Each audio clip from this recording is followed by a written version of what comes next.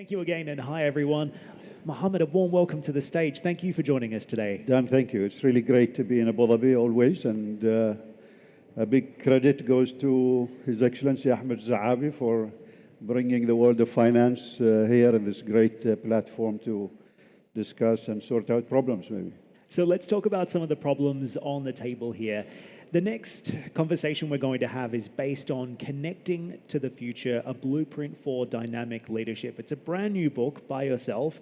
And let's go through some of the, reasons why you wanted to write the book and what are some of the key messages that you're attempting to convey in its narrative? What's the inspiration here and what is it all about? Dan, thank you. So the book is really, it's about transformation.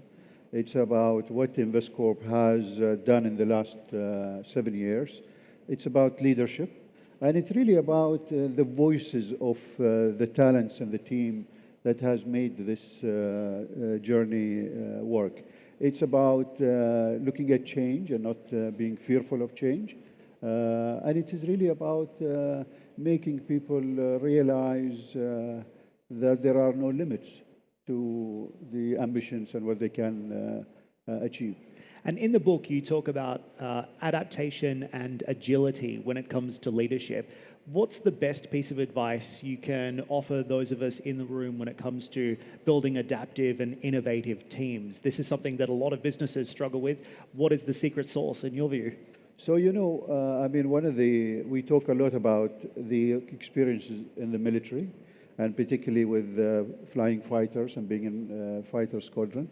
And I think it's humbling when you bring the fighter pilot experiences in the business, because in flying fighters, there is nothing you can do by yourself. You can't succeed by yourself. You can't, you can't get to the target by yourself. You can't achieve the task by yourself. It's all a teamwork. And there's nobody who says, I am the best fighter pilot, or I am, it's always you're part of the best team. You can't be, pulling 9G and somebody not looking after your 6. So I guess it's a really, it's a team work, and it's a team sport. So what's harder, flying a fighter jet or growing your AUM? Well, I think wherever you are, and it's obviously more exciting in the fighter jet, but I think whether you are in the military or you are in the business, there are common things. There's leadership to be done, there's target to achieve, and there are people to look after, and they're in here or there is the same. The book looks great. I'm looking forward to reading the whole thing. So thank you for sharing a brief synopsis with us. Let's talk about business. How is business? Investcorp is growing, it's scaling. Tell me about the footprint today and where we stand. What do the latest numbers tell us? So we're now around just over $50 billion of AUM. Really, truly global. We have 14 offices from Tokyo all the way to New York. We do private equity, we do real estate, we do hedge funds, we have a big credit business, and we're doing infrastructure. I think, like everyone else has said today, that last year was not an easy year for everyone. But I think that we have seen the worst of things. I think from now on, we can hope that interest rates, particularly in the developing markets, are not going to go higher. We see inflation weakening, and we have keep looking for opportunities. So walk me through that, because all day we've been hearing about uncertainty in the economic and political cycles, but the good news is that valuation starting points for many assets are also starting to come down as a result of higher interest rates. People are getting paid to hold cash. I was actually speaking with one prominent investor this morning on CNBC, and he said, expect the best multi-asset return since 2019 in the year ahead. So I'm really getting the sense that optimism is starting to come back, and that seems like a view that you share, right? Absolutely. Yeah. No, we do. I mean, obviously, I think what we continue to see, take Europe, for instance. There are obviously where maybe a market that was harder hit than even the United States, because in Europe, interest rate were really zero at times. In some countries was negative.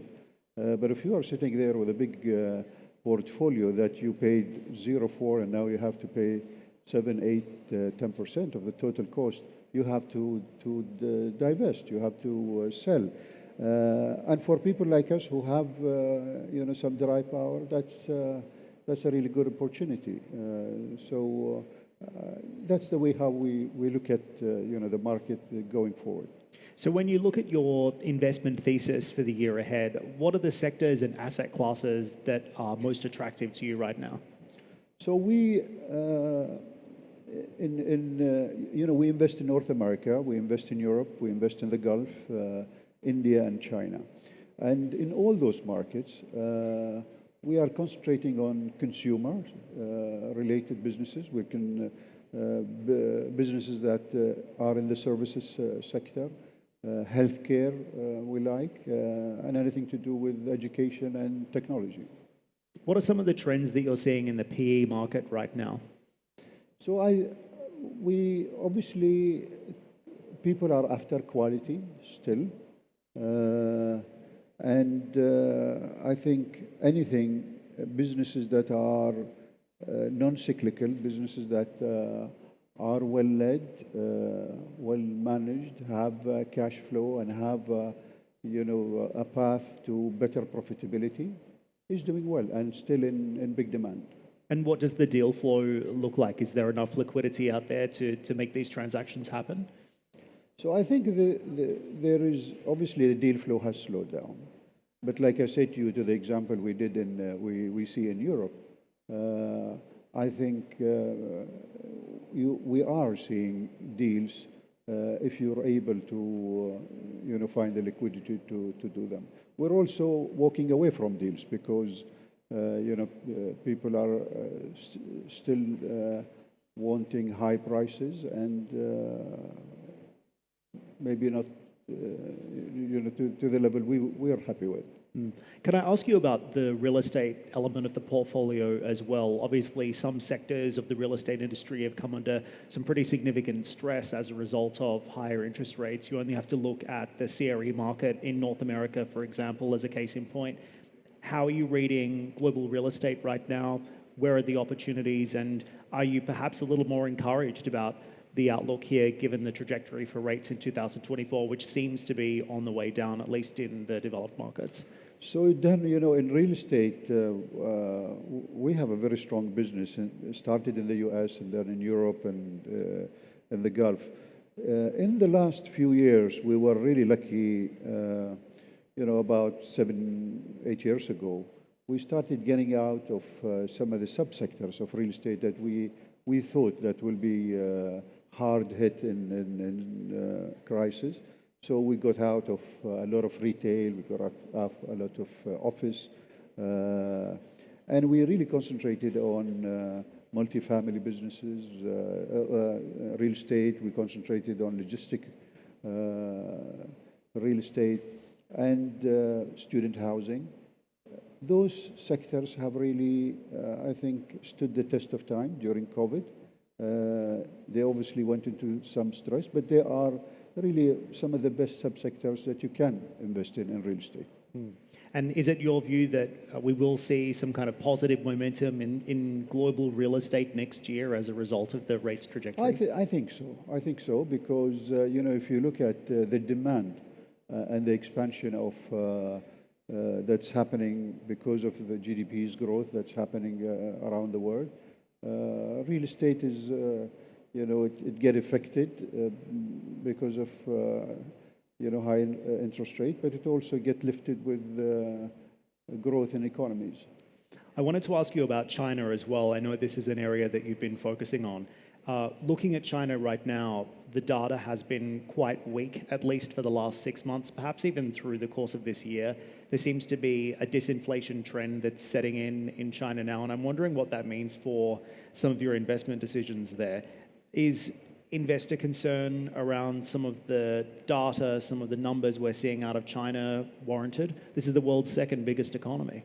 So in China, we really see we're very positive about the fundamentals. We still think that China is a great economy. We continue to invest in it. We have good investment and good partnership there on technology, on food business, and on consumer and services.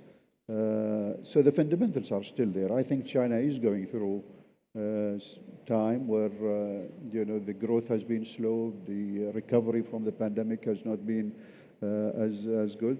But long term, I think China is a great market for us. And you're building out a yuan-denominated PE fund in China, is that right? Well, we're looking at that, and it's something I think worth looking at because of how big is that market is and how big the initiatives to invest inside China.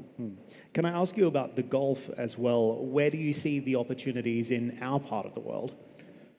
So the Gulf, I think, is really in its best times now.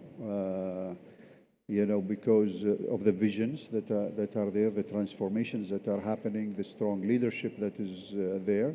It's a region, I think, when you look at all emerging markets, it really scores very high because you don't have currency risk. It's a region that's investing in itself. It's a region that's investing in the future, whether it is in medicine or renewable energy and so led by the UAE and the Kingdom of Saudi Arabia. I mean, the numbers of growth that's happening in GDPs are amazing.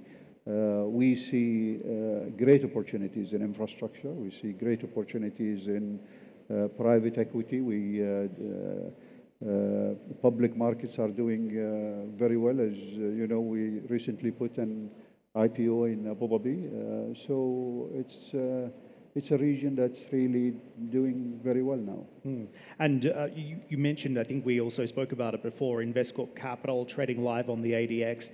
Mubadala here, obviously a very important strategic partner, but was there any other consideration as to why Abu Dhabi was chosen as the listing destination for the business?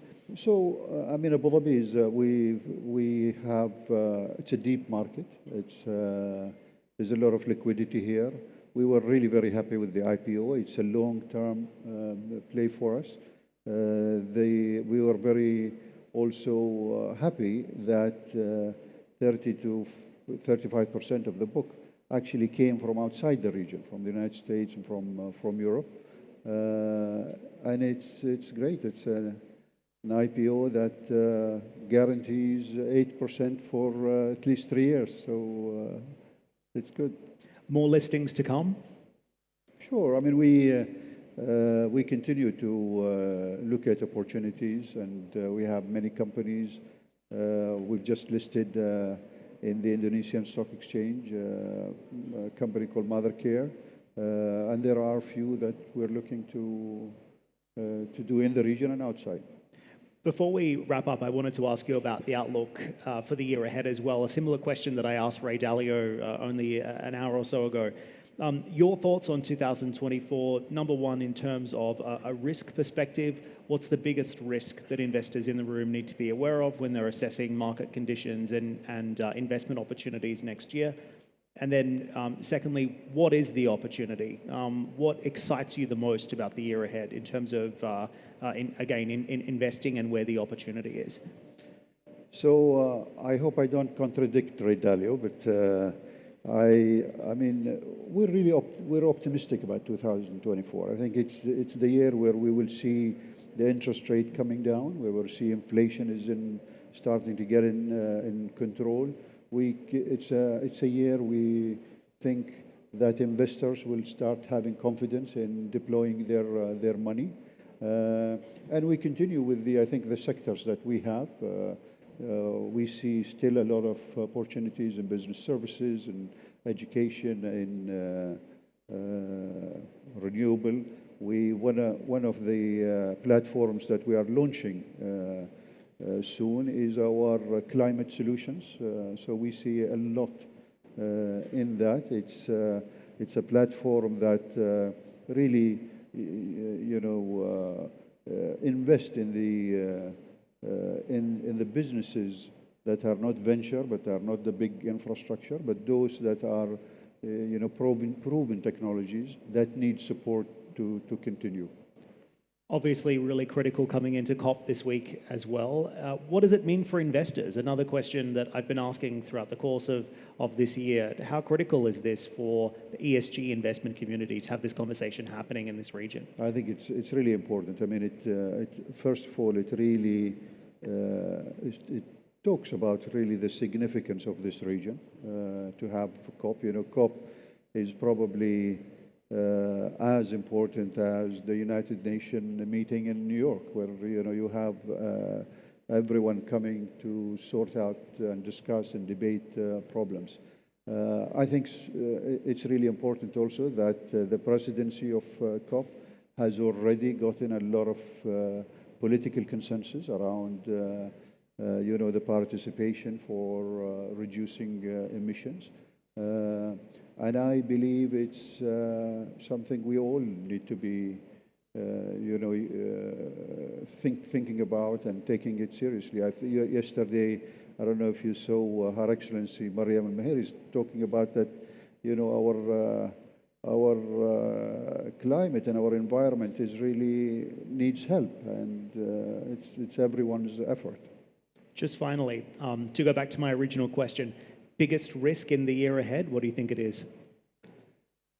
I think geopolitics is always a risk. I think private businesses, we really do not know how politicians think sometimes and what can happen. Other than that, I think, like I said, we think we've seen the worst of the financial and the economic challenges. Where should we expect to see AUM this time next year when you and I are on stage talking about the latest from Investcorp? Do you have a target? Well, our target, our long-term target is 100 billion dollar AUM.